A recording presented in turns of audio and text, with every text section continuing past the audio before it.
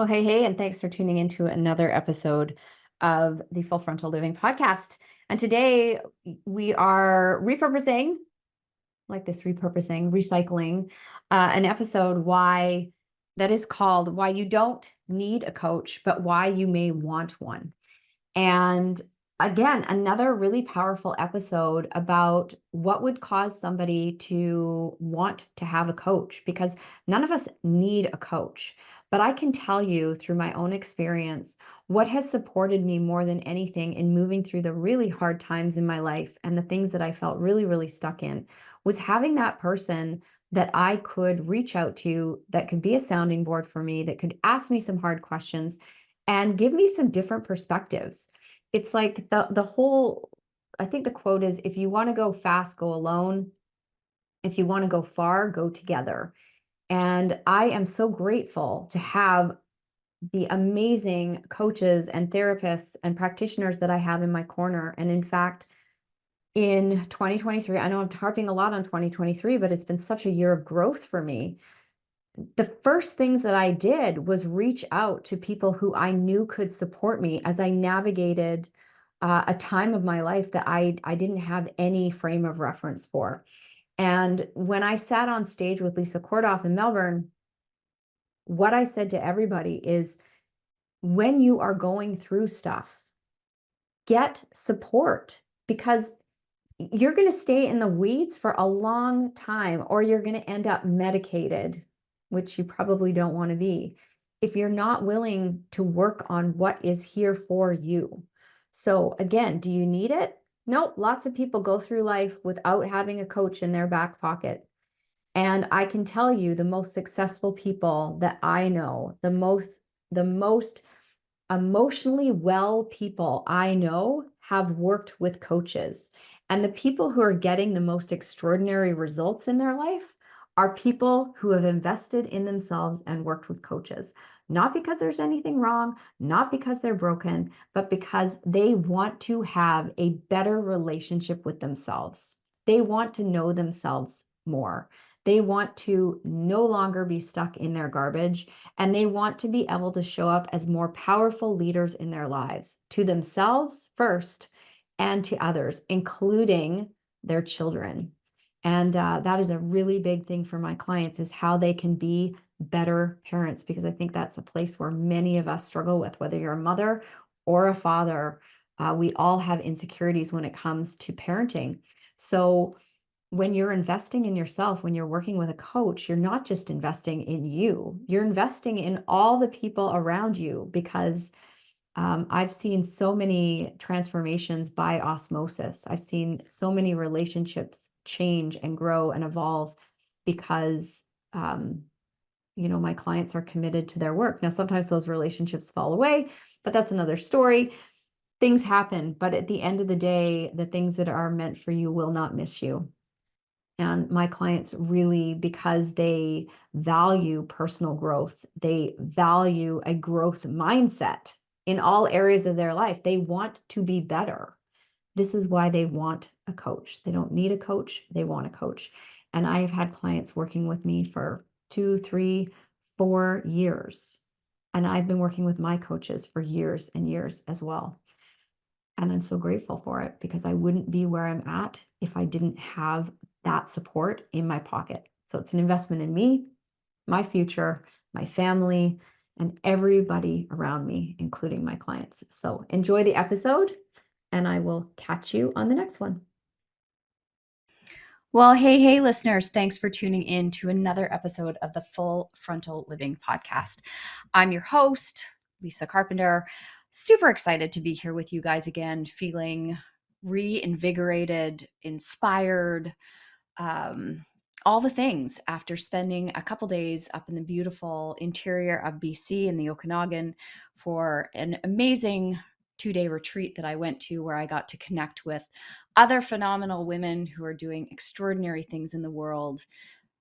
It was so good for my soul after so many years of really, being pretty isolated from my entrepreneurial community. And one of the things that I really love is to just be in service and to share, the things that have happened in my life in business, in order to inspire and move other people in the direction of their dreams, because so often we get caught in our own stuff. And that's really what I want to talk about today. So, you're in the right place if you are a driven, ambitious, extraordinary human who wants more out of your life or out of your business without sacrificing yourself to achieve that. And I want to talk a little bit more about what this looks like. So, one of the things that I have been noticing as I've been going through so many of these market research forms that so many of you filled out, and I'm so grateful for you if you did. If you haven't yet and you've ever considered working with me, please go to the show notes and you'll find a link there to fill it out. It's just really helping me see and understand what so many of you are getting into. And one of the things that has come up over and over again, and this was something that I used to get stuck in the weeds, was I should know this stuff already. I should know this stuff already. Meaning, why can't I just go do the thing that I need to do because I know better? I know I should do this thing. I know I should take action on this thing. I know that I need to change this thing. But why can't I implement the information that I know? I know I shouldn't get into worry or fear, or I shouldn't be holding all my attention on what I don't like, what I don't want, and what I don't need. So many of you have been hanging out in personal development for so long. You've read all the books. You've had the coaches. You've been in the group coaching programs. And the story you're telling yourself is you should know better. And the irony about that is that belief there that you should have it all figured out is what is keeping you trapped. So I've always said that we don't need coaches. Nobody needs a coach, right? We are all more than capable of finding our way. The way I look at coaching is having a one-to-one coach is the difference between getting on a bus to go across the country versus hopping on a plane. A plane is going to get you from point A to point B so much faster than if you get on a bus. Same is true for personal development. Take, for instance, group programs. And if you've been listening to this podcast for a while, you know that I am a coach inside my mentors program. It's a phenomenal program. I believe it's a foundational program for everybody. Even if you've been in self-development for a long time, we really take you deep into all the layers of yourself so that you can untangle a lot of the things that are going on. And it'll change your life. And there comes a point where you are inside the jar and you can't read the label.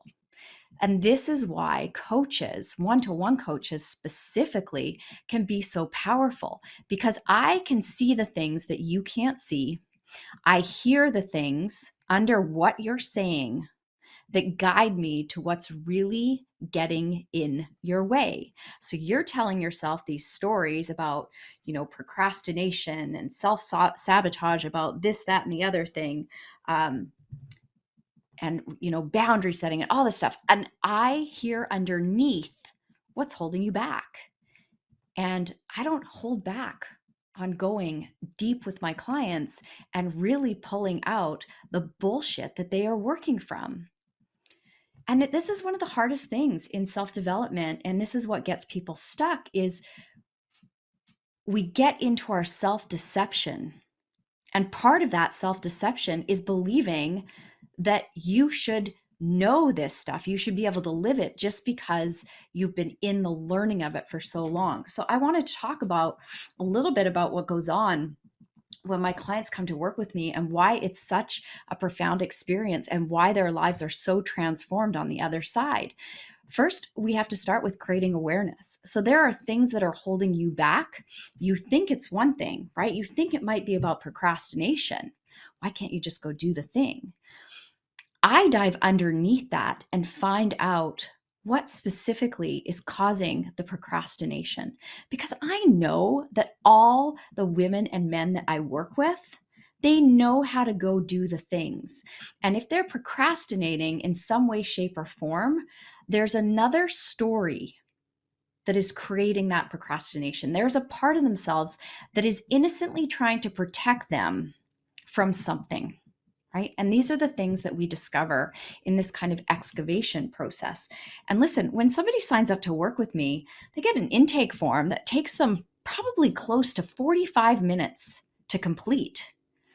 Because even in making the decision to work with me, the transformation starts right out of the gate.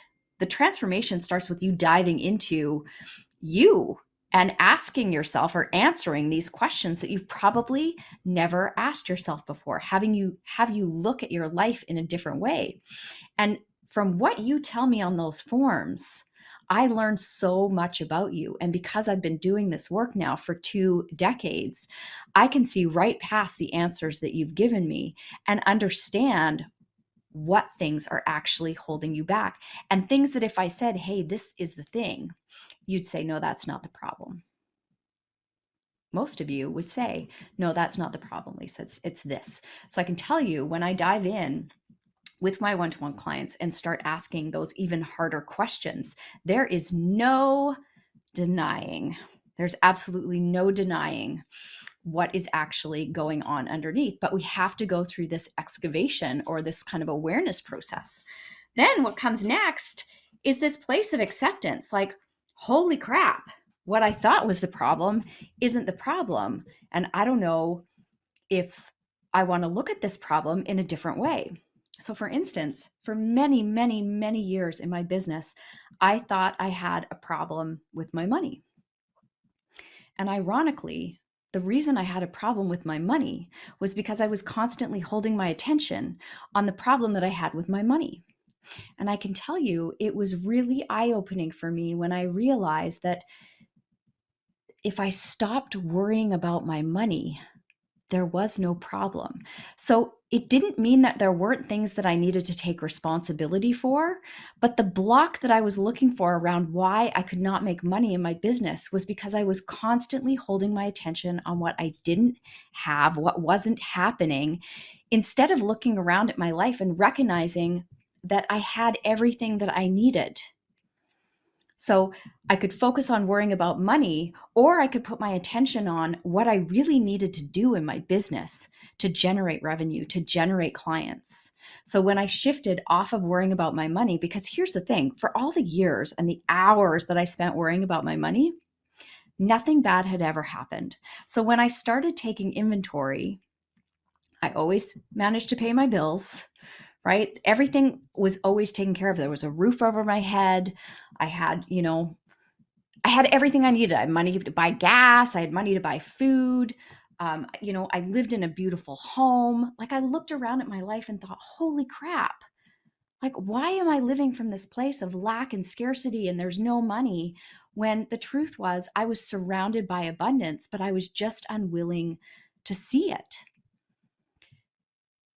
And maybe that's true for you too. Perhaps you're focusing on a problem, and you focusing on that problem is what's creating more of that problem. I see this with women and their physical bodies. They're focusing so much on wanting to lose weight. Well, what might happen if you shifted your attention to focusing on being well and your health? Because your weight isn't the problem. Your weight is a symptom of your lack of valuing your health, right? Your money is not a problem. It's your lack of valuing your relationship with wealth and abundance. That was a hard pill for me to swallow. I'm not going to lie. It was a hard pill for me to swallow.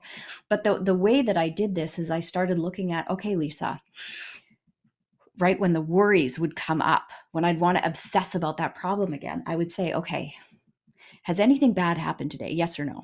No. Did anything bad happen yesterday regarding my money? Yes or no? No. Okay, well, what are the chances that something bad is going to happen today? Probably not. So is there anything I really need to worry about today? Is there anything that I need to take care of regarding my money today? Yes or no? No. And then I was like, okay, we're not going to worry about this. So I actually set a rule that I was no longer allowed to worry about money. So if it came up, I ran myself through those questions. I usually came to, okay, well, nothing is different today from yesterday and nothing bad happened yesterday.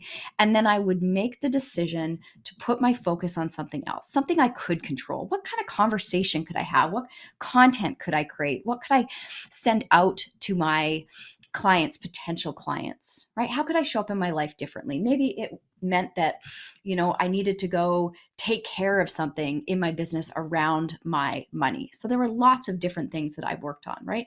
But I had to get to that place of accepting that my problem with money wasn't the problem.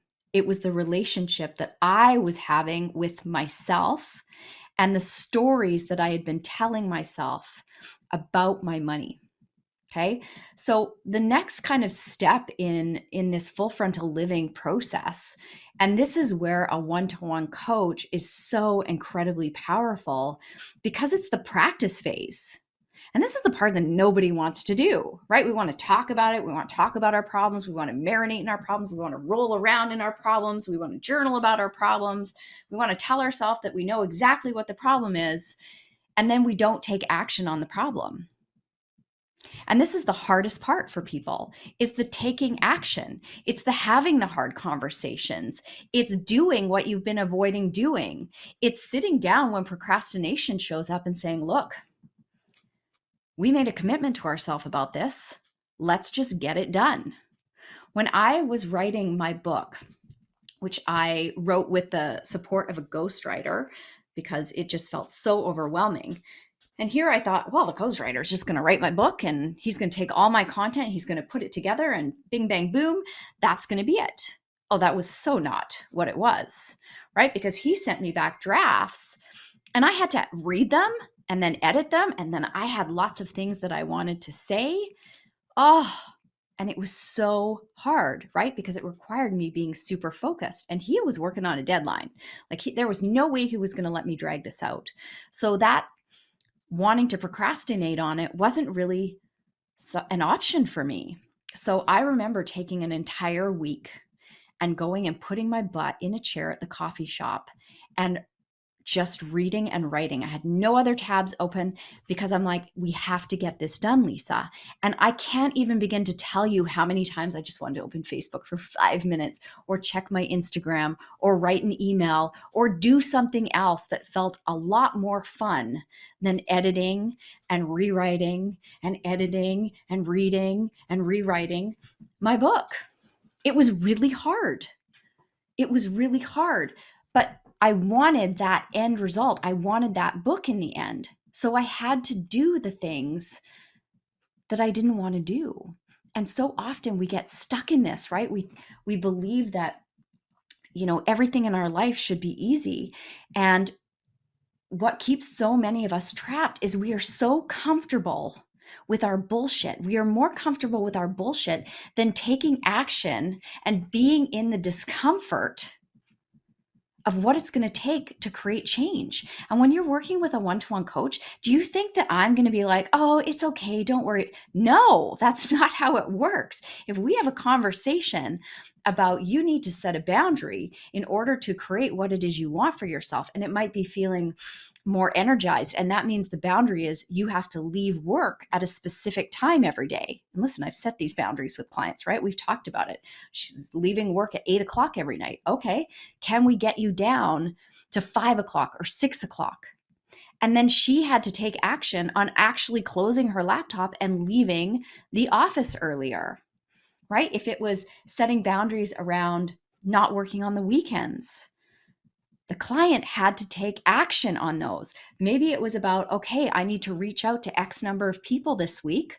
I've got a client who is working on a coaching practice of his, and he has to get out into the community that he wants to support.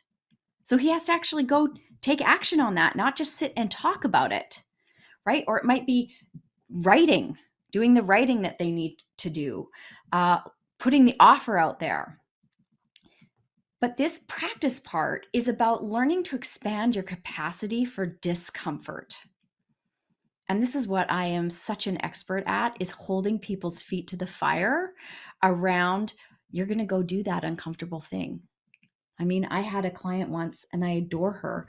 She would rather go do laundry than sit down at her desk and hammer out the things that she needed for business growth.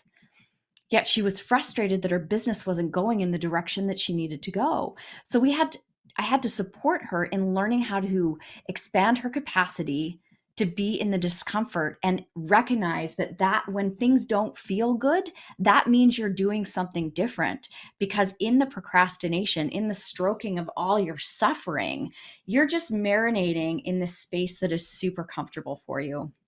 And you have to look at what that's costing you, what it's costing you in your relationships to be in that comfortable place, but you don't like what's going on, or in your business in this uncomfortable place, but you want different. In order to have different, you need to do different. And sometimes, even when we think we've got a quote unquote block, you still need to go do the things.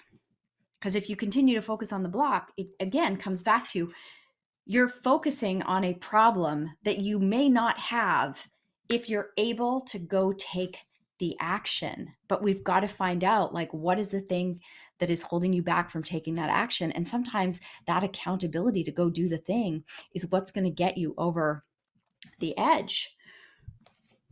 Right. And then what you finally get to is this place of embodiment where you have become so aware of your red flags. So, red flags are behaviors that you get into that will stop you in your tracks. Perhaps it's like, instead of just telling your husband how you feel when he does X, Y, and Z, you go back into, just anger or being passive aggressive, which many of my clients have gotten into. Being passive aggressive instead of just taking ownership for how they're feeling. So when I have a client who gets to that place, who can be fully responsible for how they're showing up in the world, listen, they don't go into that like, oh, I should know everything and I should never have these problems again. It's not that. They actually know how to show up for themselves with compassion and grace. They understand that asking for help, that making missteps, that getting caught in those red flag behaviors are part of the process. But it's learning how to bring yourself back to center faster so that you're not like in the weeds for a long time. So I think about this pendulum swinging back and forth, right? It's swinging super wide. The more you do this work with a one-to-one coach who's really skilled at discovering what it is that's going on for you, the less that pendulum is going to swing. And for most of my, driven, ambitious clients who want to achieve things, learning how to ask for help, learning how to be vulnerable, right? Because this story of I should know this it keeps them so trapped. It kept me trapped for so many years. I would never allow myself to be supported. I would never allow myself to ask for help, let alone receive help. But that's what keeps so many of us trapped. So learning that, oh, I don't actually have to have it all figured out. And the most loving, compassionate thing for me to give myself is to be open and vulnerable in a space with people that I can trust, whether that's with a coach. And I bring my one-to-one clients together so that they can cultivate relationships with other women who are very much like them. And they realize, like, oh my God, like, we're all the same. We're all doing this thing, but we all hold each other to this like amazing, like, we know what's possible for each other. So it's never like, oh my God, I can't believe you did that again. It's such a beautiful and supportive environment. So it's something to consider, is you have to look at, or you want to consider, the value you'll get out of working with a one-to-one coach. So it's taking you from that place of knowing to implementing and not getting caught in your stories. And this is going to allow you to stop getting into things like procrastinating or feeling like an imposter. Or if you do, you'll know how to navigate it in a much easier way. So that's going to mean you're putting yourself out in the world, which is going to create a feeling of greater competence, which leads to more confidence. And a deeper trust, deeper self-trust, a deeper knowing of who you really are. So what was really beautiful for me over these past couple of days at this retreat, as I was reflecting on how much I've grown and changed, these past 2 years, I've been working with a one-to-one coach for as long as I can remember. I always have usually a couple coaches depending on what I'm needing support with. And then, of course, I have my mentor as well. And I was thinking about these past 2 years, what I have really focused on is honing my craft and really not shrinking. And I remember a dear friend saying to me, because I used to be afraid of standing out. Like I literally was afraid of standing out. I didn't want to be too big or too much. I didn't want anybody else to feel bad. And I actually felt like it wasn't safe for me to stand out. And I remember her saying to me, like, Lisa, you not standing out is like a dragon unicorn standing in the middle of a field, not standing, it's not possible for a dragon unicorn in the middle of a field to not stand out. And these past couple of years, I've really come to a place of accepting that I'm here to lead and that I had all these stories holding me back from leading. And I have practiced over and over again what leadership looks like for me. I have taken consistent action over and over again, doing the hard, uncomfortable things. I've taken action on doing the things that I've been avoiding doing because I get into my stuff too, right? So after all these years of doing this work, guess what? I still have my own stuff that I get into. I still end up in my own coach's Voxer saying like, why am I doing this to myself? Why am I holding my attention here? Why can't I get over this? I've learned how to expand my capacity for navigating the discomfort. And I've really embodied who I am now as a leader and as a coach. I don't shrink for anybody. If I have something to say, I'm going to speak up and say it. And that was really so evident over these past couple of days with these women, because I really showed up, not just for them, I showed up for myself. I didn't shrink.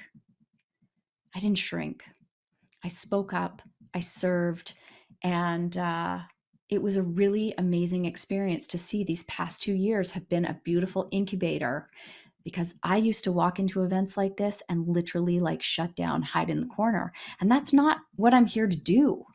I cannot support people in their own growth and development if I am going to play small. So when I show up as that full embodiment of who I am and what I'm capable of, I give other people permission to do the same. And not only that, I help them uncover things that they didn't even know were holding them back. And I believe that the women who left that retreat each got a nugget from me that will change how they show up in their lives. So what is it costing you to get stuck in your stories of that you should know this? How much longer are you going to use that as an excuse to not make the investment in yourself that you need to make in order to have what you want? What is that worth to you? What is that worth to you? What would change in your life if these things didn't exist? If the stories you're telling yourself didn't exist, if those problems were gone, what would be possible for you? And how much longer are you going to carry the burden of trying to figure that out on your own?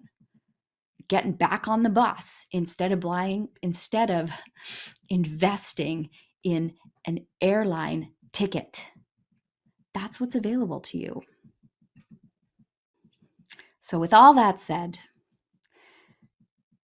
the choice is always yours. I am where I am in my life and my business because I always banked on myself, right? So it wasn't about asking a coach to do it for me or a therapist to do it for me. I've created what is in my life because I did it for me, because of the choices that I made. I bet on myself and I did the work. But thank goodness I had phenomenal coaches and mentors asking me hard questions and challenging me on my own garbage, because I would still be sitting there going, but I know this. In fact, I remember when I started through my mentors program, And the first round, because I think it's been 11 rounds I've gone through it now, and I'm one of the senior coaches in the program now. I remember the first round going like, none of this is new. I know this stuff. And when I put down that attitude of I know this, and I really actually allowed myself to go like, what if you know nothing, Lisa? Like, what if that is utter bullshit? Like, what if you know nothing? When I allowed myself to come from a perspective of I'm empty, what can I learn here? I realized that I didn't know. Like I thought I knew, but I didn't know. Because again, we cannot see the label from inside our own jar. So, on that note, I've given you lots to consider, so much to consider. And hopefully, within this episode, it's really going to give you something to reflect on if you've been telling yourself this story that you should already have it figured out. Or why would I invest more money when I already know this stuff? You know nothing, right? You have information, but information is nothing without action. Nothing. Unless you choose to do differently, you'll just be swirling around in this self-abusive pattern of I should know better. I should know better. And the last time I checked, we can't create amazing success for ourselves from a place of shame and beating ourselves up. So being hard on yourself may have worked for you when you were younger to move yourself forward. But there comes a point in time in your life that being hard on yourself is no longer effective. And I would argue that it was never really effective in the past either, but that was a story that we told ourselves.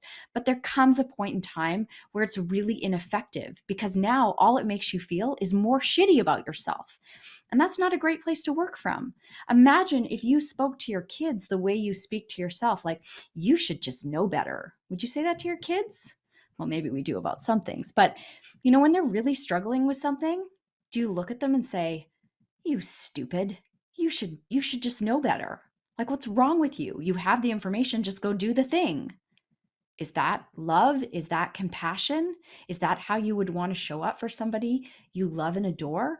So what makes it okay to show up for yourself that way? How many of you who have children, when your kids are struggling, you're like, okay, how can I get you support? How can I support you? Do you need a tutor? Do we need to talk to a therapist? Do we need a counselor? How many of you show up for the people you love in that way? Yet when it's you struggling, you're like, oh, no, I'm not willing to invest in that because look at all the proof I have of all the things I know, but I haven't done the things yet. Right? When you look at it that way, it's insane that we tell ourselves these stories. Insane.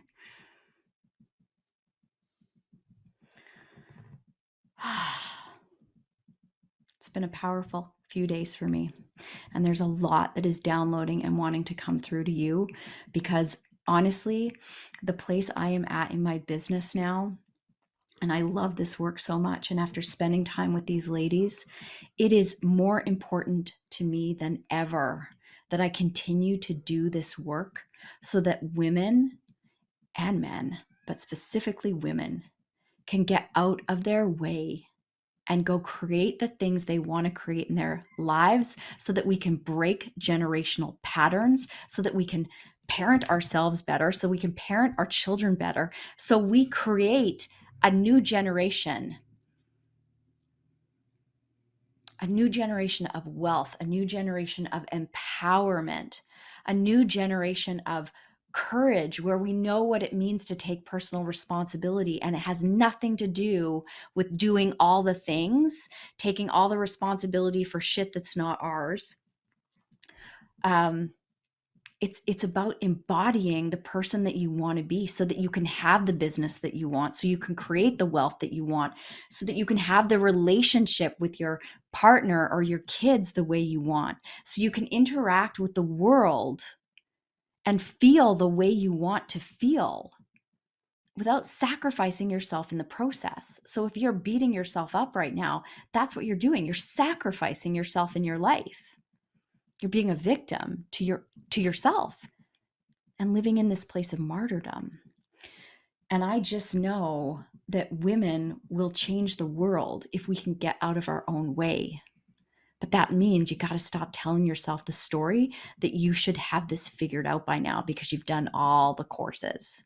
Because I hate to break it to you, many of these self-help courses and books, they actually want to keep you in that vortex of there's something wrong with you. You're broken. Look for a problem. Oh, there's another problem. What if there is no problem? What if you're just asking the wrong questions and you don't know where to look? I'm here with a map that will guide you to where you want to go and who you want to be. And I'm no bullshit about it. I'm not here to screw around. I'm here for those of you who are serious about taking responsibility for your life and letting go of the things you aren't responsible for so we can change the world together. So if that's you, check out the link in the show notes, lisacarpenter.ca/WWM. If that's you and you want to have a conversation, I want to talk to you. So go fill out the form on my website. I'll get a notification and we'll set up a time to have a conversation. I want to hear where you're at. So some weeks we got long episodes, some weeks we have short episodes. As you know, I follow 0 rules. It's just about getting phenomenal content out to you that can really help you think about things in a different way. Because when you change your perspective on things, you will change your life. You will change your life. So I've got so much more to say in the weeks to come. But until then, make sure that this week you make you a priority. Really ask yourself what it is you want and what it is you need for your own personal transformation, and so that you can feel the way you want to feel and then take action on those things, right? It might be hiring me. It might be going and writing the email that you've been putting off writing. It could be a million things. But give yourself permission to want what you want, need what you need, and get out of the story that you should have it all figured out and that you should be doing it by yourself and that you should know better by now. If you stop telling yourself that story, how much might change in your life? What would be possible from that place of, I know nothing and I'm open and willing and curious about what's possible, from a place of being empty? It's a pretty cool place to work from.